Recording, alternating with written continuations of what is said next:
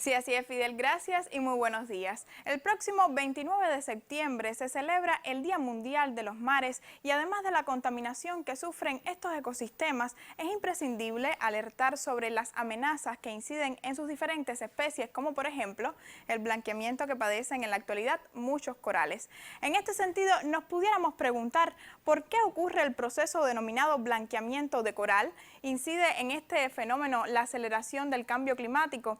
¿Qué mecanismos ponen en práctica los científicos para generar la reproducción de las especies coralinas? Sobre estas y otras cuestiones conversaremos con las expertas en el tema del Centro de Investigaciones Marinas de la Universidad de La Habana, Patricia González y Amanda Ramos. Vamos a una pausa a propósito del tema de hoy y en breve recibo en la sala de entrevistas a mis invitadas.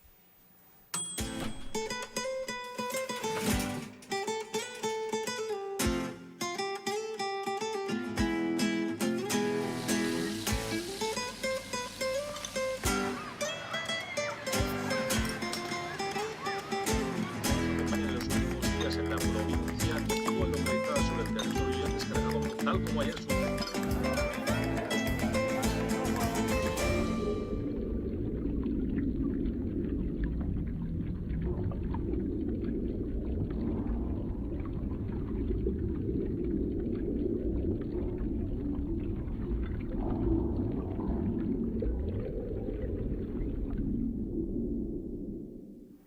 Bueno, pues mientras en la ONU ahora mismo los líderes discuten sobre cómo implementar nuevas tecnologías y conocimientos científicos para el cumplimiento de los acuerdos de París y disminuir los efectos del cambio climático, nosotros nos acercamos hoy a las amenazas que inciden en las diferentes especies de corales y como anunciaba al principio, converso ahora con la doctora y directora del Centro de Investigaciones Marinas de la Universidad de La Habana, Patricia González, que nos ha acompañado en otros encuentros, y también con Amanda Ramos, a quien le damos la bienvenida y es maestra en ciencia de este propio centro. Gracias por estar esta mañana con nosotros. No, gracias a ustedes por invitarnos. Patricia, ¿por qué ocurre el blanqueamiento de corales? ¿Incide en este fenómeno el proceso acelerado del cambio climático de alguna manera? Sí, Cristel, sin duda realmente el blanqueamiento es una respuesta al estrés que tienen los corales y ese estrés puede venir desde diversas causas. La más común es precisamente el aumento de la temperatura, pero también el aumento de las radiaciones, también algunos tóxicos o contaminantes en el mar, todo lo que provoca un estrés en los corales puede provocar el efecto de blanqueamiento, pero sobre todo la temperatura. En sí, vamos a explicar un poquito más desmenuzado, digamos, qué significa el blanqueamiento de coral, en qué consiste, qué pasa con el coral. Este es un proceso donde los corales, que son animales, tienen en su estómago, digamos, unas algas que son simbiontes que les ayudan, son vitales para que los corales puedan vivir. En el caso de estos estrés, como el propio aumento de la temperatura o una disminución muy brusca de temperatura también, los corales, como respuesta a ese estrés, lo que hacen es expulsar esas algas y entonces por eso ellos pierden la coloración, porque la coloración de los corales se la brindan precisamente esas algas simbiontes. Tenemos imágenes que ahí ahora mismo están saliendo en pantalla de blanqueamiento de coral y podemos ver cómo ha afectado a algunas de estas zonas. Ahora quería un poco hablar contigo, Amanda, sobre el desove de los corales, porque tengo entendido que este proceso se realizó, o sea, el monitoreo del desove de coral se realizó recientemente. ¿En qué consiste? ¿Qué significa desove de corales? ¿En qué consiste? ¿Y qué beneficios puede traer este proceso? Pues sí, debido a la pérdida masiva de algunas especies claves de coral, en este caso el conocido comúnmente cuerno de alce, se ha llevado a cabo el desove de coral en nuestro país, que consiste pues en colocar redes de colecta sobre estas colonias que pueden ver en pantalla. Esto se realiza en la noche y se predice debido a las fases lunares. ¿Qué es lo que ocurre?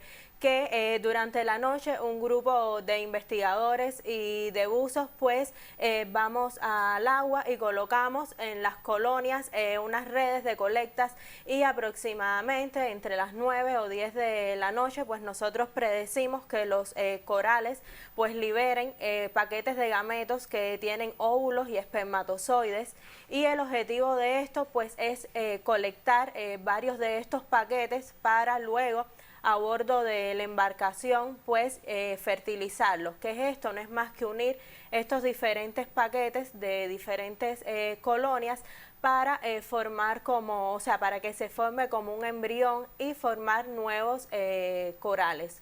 Y esto es de gran importancia, ya que una vez que tengamos estos nuevos corales que hayamos producido en los laboratorios, pues se llevarían de nuevo al arrecife para restaurar estos arrecifes que han sido degradados.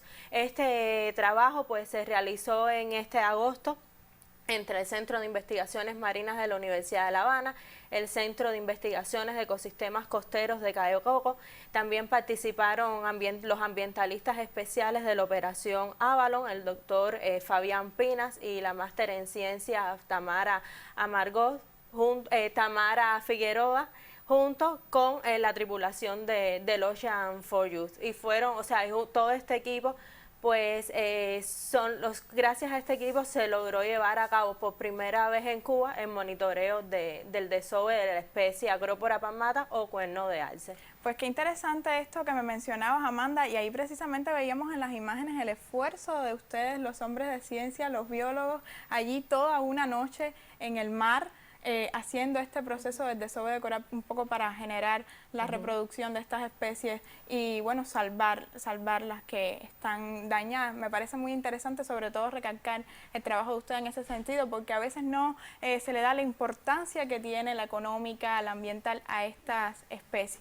Y por ahí va la próxima pregunta y quiero que me la comenten un poco las dos. Patricia, pudieras comenzar tú. ¿Qué retos persisten precisamente en la protección de los arrecifes coralinos?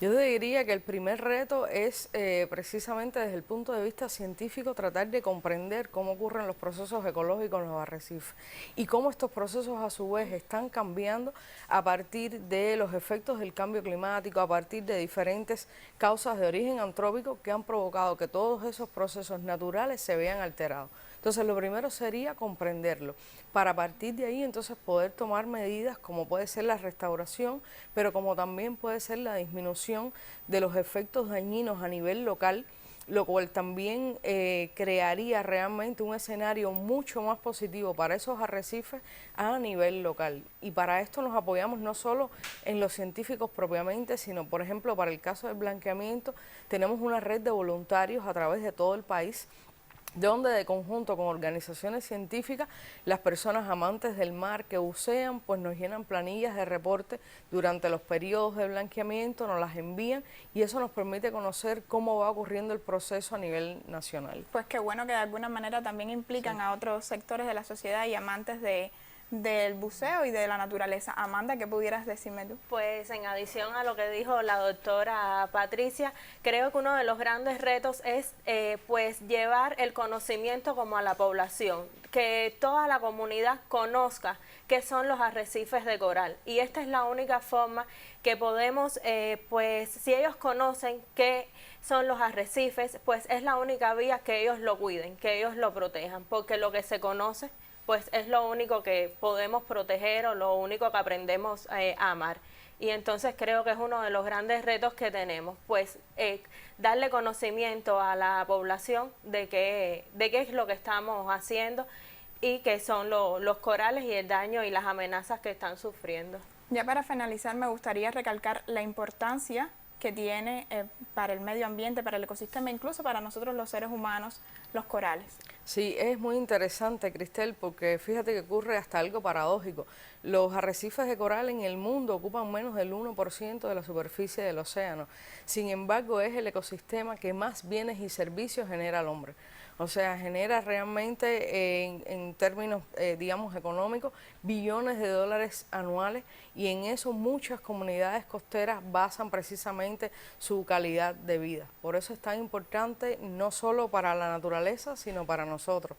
Y el otro beneficio muy significativo es que precisamente los corales son, y los arrecifes, la barrera de contención ante los eventos meteorológicos extremos. Marca una diferencia tremenda una zona costera que tenga un arrecife en buen estado de salud y la que no lo tenga, para poder enfrentar precisamente los retos del cambio climático. Bueno, pues muchas gracias por estar esta mañana con nosotros. Ampliaremos de este fenómeno y continuaremos hablando en próximas emisiones. Tendremos, digamos, trabajos más ampliados. Gracias por estar Gracias a ti por con invitarnos. nosotros. A las amenazas que inciden en las diferentes especies de corales y los mecanismos que desarrollan los científicos cubanos para la protección de estos ecosistemas, nos hemos acercado esta vez. Yo me despido por hoy, pero antes los invito al espectáculo del proyecto Delta mañana viernes a las 8 de la noche en el Cine Chaplin en 23 y 12 en El Vedado para combinar, como siempre, tecnología, ciencia y humor. Nos volvemos a encontrar el próximo jueves, como siempre, aquí en Conciencia. Gracias y buenos días.